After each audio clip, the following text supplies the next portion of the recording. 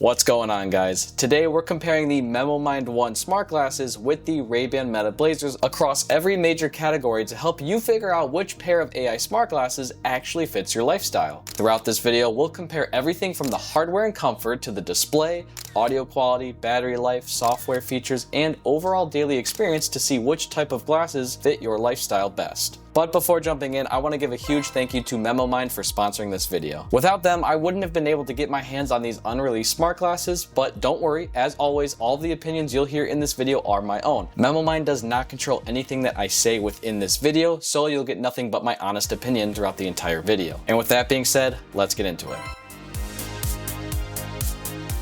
So why compare these two smart glasses specifically? Why not compare something like the Meta display glasses with the MemoMind One smart glasses? After all, those both have displays, and that would be a fair point, but from my understanding, not a lot of people own or are interested in the Meta display glasses. I mean, those glasses cost around $800, so most people don't want to pay that kind of money. So I wanted to compare what I consider the next best competitor, which are the Meta Blayzers. You see, Ray-Ban Meta smart glasses are some of the most recognizable AI smart glasses available today, and because the Meta Blayzers are lightweight and designed for everyday wear, they make for a great benchmark to see where the MemoMind One stands in comparison. So again, I know that these glasses may be an odd comparison, but I think comparing these two glasses will help you get a better understanding of what type of smart glasses may fit your lifestyle best.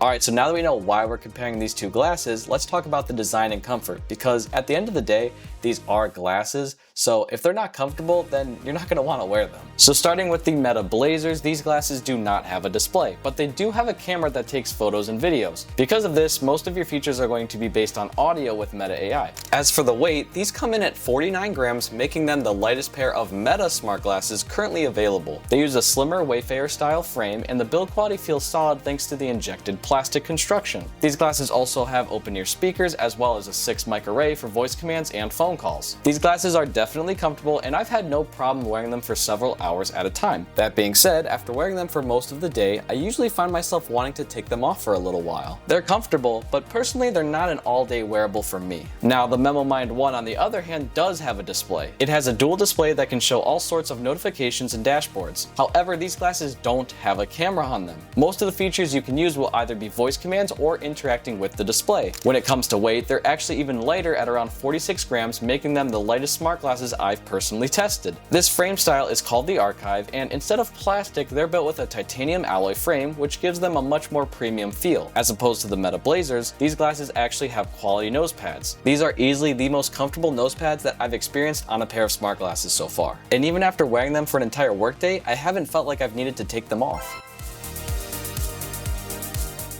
Alright, so now we get to a major difference between the two glasses, and that's the camera, or in this case, MemoMind's lack of camera. Unlike most smart glasses, instead of adding a camera, MemoMind removed it entirely, and the reason behind this was purely intentional. They believe in smart glasses that can be subtle, and they value privacy. At first, I thought this might have been a downside for them, however, there is some kind of calming feeling knowing that people don't think you're recording them. Over time, unfortunately, people have been uneasy about Meta glasses because they think users of the glasses are recording them. Now, that's not always true, but I have seen it personally where people around me act a little differently once they know I have a camera on my face. So having a pair of smart glasses without a camera can actually be pretty nice sometimes. As for the Meta Blayzers, they come equipped with a 12 megapixel ultra-wide camera that can take quality photos and record in 3K video. The camera can be used in combination with Meta AI to utilize numerous different features. For example, you can take photos of an object and ask Meta AI questions about that object. These glasses can also help people who have disabilities. If you're visually impaired, there's actually a feature called Be My Eyes that allows you to live call with a volunteer. With their help, they can tell you what's around you and help you with tasks to make your day a little easier. The camera can also be used to help post in-the-moment photos onto different social media platforms. For example, I could take a video of me playing volleyball like this one right here. After my video is done recording, I can then ask Meta AI to post it on my Instagram story for others to see. So these glasses do have the advantage of not only taking photos or videos, but also posting to social media as well.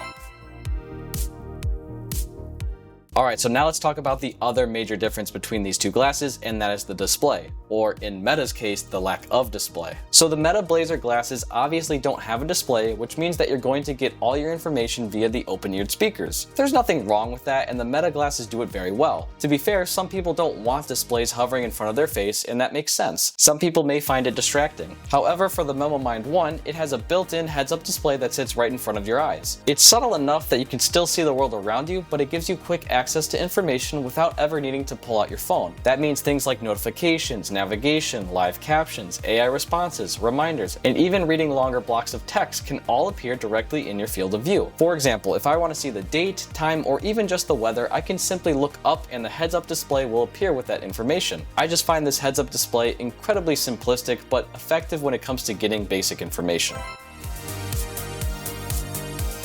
Alright, so now let's compare the AI experience, because while these both have AI built into them, they're designed to help you in different ways. Starting with the Meta Blayzers, everything revolves around Meta AI. You can ask questions, identify objects around you, translate languages, send messages, set reminders, control music, and do all of the things you'd expect from a modern AI assistant. One leg up that the Meta Blayzers have is that they can utilize their camera to extend their AI experience. So, as I mentioned before, you can take photos with the camera and have Meta AI assist you as you see fit. Meta also has other AI-based features like image and video generation, but this is just useless in my opinion. On Meta's app, you can go to the Vibes section and watch AI-generated videos. I don't know a single person that does this, and it just seems like brain rot central. I don't know why this is a thing. Overall, Meta AI is alright at basic questions and reasoning, but I've run into problems where it struggles with more complex questions. I recall asking Meta AI about the most recent update that it had, and it would tell me that there is no such update. So that could be pretty frustrating. Personally, I just don't think Meta AI is all that great, to be honest. Now, when it comes to MemoMind AI, from what I've experienced, it's pretty solid. The glasses have their own AI assistant called Memo AI, and it can answer questions just like Meta AI can. These glasses have all the standard AI tools that you'd expect in smart glasses these days. Things like navigation, translators, closed captions, calendars, teleprompters, and more. But where the AI really separates itself is with its productivity tools. For example, one of my favorite features is the AI recorder. This feature allows you to record audio either from your glasses or your smartphone. Just turn on the recorder and start having a natural conversation. Once done, Memo AI will summarize the entire conversation and break it down into a well-organized AI summary. I used this feature a while back when planning a trip to India with my wife. We talked about everything we needed to plan for and what we needed to buy before the trip. So in my summary, it wrote down that I needed to plan for the flights, which days I'd be traveling, and what airports I'd be traveling to, and any other additional important notes that I needed to remember. This was a huge help in my entire planning process, and I just don't think Meta AI would have been able to keep up if I tried to do the same thing with their glasses. I mean, just speaking with Memo AI feels so fluid since they also have a continuous conversation feature. This feature makes it so that you don't have to shout "Hi Memo" every time you want to start a prompt. This basically just makes the conversation flow much more naturally in case I have follow-up questions. Alright, so I just want to give a heads up since we're on the topic of AI. I just want to be transparent with you guys and let you know that both Meta and MemoMind both have subscriptions for additional features for their smart glasses. Now you can still use both glasses without having to buy the subscription. Meta recently created their subscription plan that costs $20 a month and gives you more access to certain features. MemoMind also has a subscription plan for $20 a month, and it gives you more access to certain features. Now, if you want my opinion, I don't think you need any of these subscription plans for these glasses. I just wanted to bring this to your guys' attention so that you wouldn't be caught off guard with both these glasses. Alright, so the next section is battery life, and these two glasses tell a completely different story. Starting with the Meta Blayzers. Meta claims that these glasses last up to 8 hours of battery life with around 19 hours of standby life, and the charging case can provide roughly 48 hours before you need to plug everything in. For most people, that's enough to get through the day, especially if you're only using the AI occasionally, but if you're recording a lot of videos or constantly interacting with Meta AI, you'll definitely notice that the battery drains much faster. From my experience, you'll probably see around 3 to 4 hours of actual battery life if you're using these glasses very heavily. When it comes to the MemoMind One, these glasses blow Meta's 8 hours out of the water. MemoMind claims that these glasses can last up to 16 hours of mixed usage with more than 3 days of standby while connected. That's double the battery life of the Meta Blayzers on a single charge. And that's honestly really impressive, especially considering that these glasses have a dual built-in display.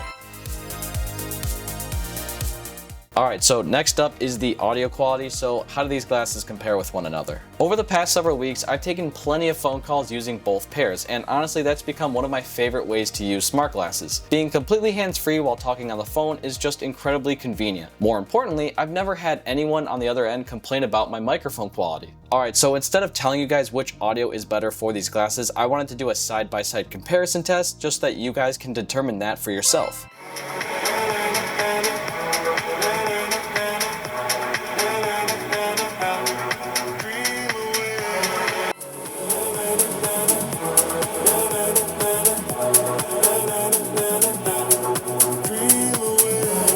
Listening back to those recordings, I think both speakers sound pretty good, but if I had to pick a winner, I'd give a slight edge to the Meta Blayzers. They sound just a little crisper and a bit more natural to my ears. I don't think that this would be a deal breaker for anyone, but I'm glad we could tell there was just a subtle difference between the two.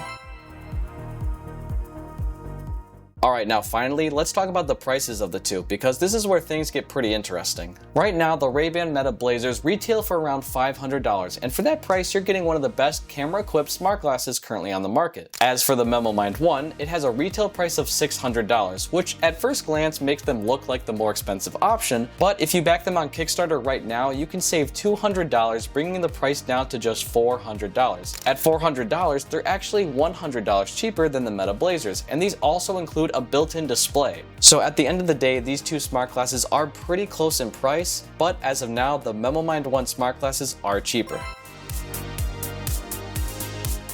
Alright, so after using both of these smart glasses, which do I think is a better fit for you? And to answer that, it really depends on how you plan on using them. The Ray-Ban Meta Blayzers revolve around capturing your life. If you're someone who loves creating content, travels often, enjoys taking photos, records POV videos, or shares moments on social media, these are some of the best smart glasses you can buy. The camera is what makes them special, and if that's a feature you'll actually use on a regular basis, it's incredibly hard to beat what Meta has built. The MemoMind One, on the other hand, isn't trying to compete in that space. Instead, it's focused on helping you throughout your day. If you want a pair of smart glasses that blends in more naturally, prioritizes privacy by leaving the camera out entirely, and gives you a built-in display for AI, navigation, live captions, and productivity, then I think the MemoMind One is going to be the best fit for you. If you're interested in learning more about the MemoMind One smart glasses or backing their Kickstarter campaign, I'll leave a link in the description below so that you can check out the current pricing and learn more about the glasses. Anyways guys, that's all I have for this video, but now I want to hear what you guys think. Which smart glasses brand would you think is a better fit for you, and why would you prefer one over the other? Whatever the answer is, let me know in the comments below. As always guys, thank you so much for watching, and I'll see you in the next one.